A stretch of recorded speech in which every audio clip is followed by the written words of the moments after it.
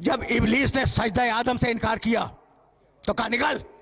भाई सुनना, ये जुमला हदिया कर रहा हूं, निकल। कहा परवरदिगार मुझे मुस्तस्ना कर दे, मैं आदम को सजदा नहीं करूंगा, एग्जेम्प्ट कर दे।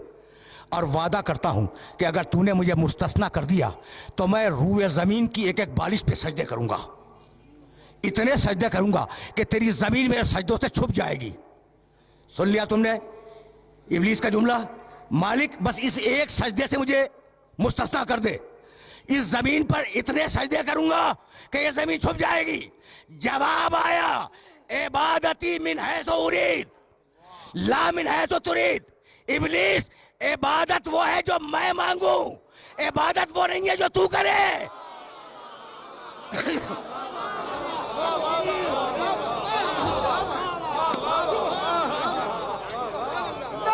अजीब अजीब मरहला फिक्र है, अजीब।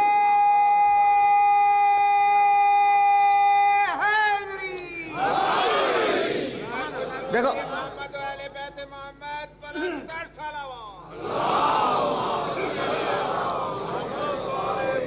जरा जरा मैं और करीब हो जाऊं।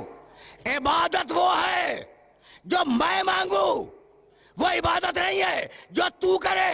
पढ़ा लिखा मजमा है, सन 8 हिजरी में फतेह मक्का है और पैगंबर कह रहा है इन पत्थरों को तोड़ो।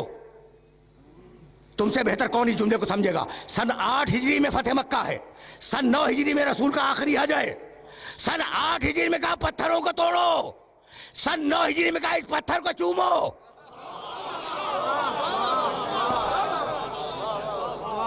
यानी अजीब बात है, हजर असद को चुमाया या नहीं? सन 9 हिजरी में कहा पत्थर को चूमो, सन 8 हिजरी में कहा पत्थर तोड़ो। भाई अजीब बात है, जिस पत्थर को कहूं तोड़ दो उसे तोड़ दो, जिस पत्थर को कहूं चूमो उसे चूमो। तो जब पत्थर पत्थर बराबर नहीं है तो तुम और मोहम्मद कैसे बराबर हो गए?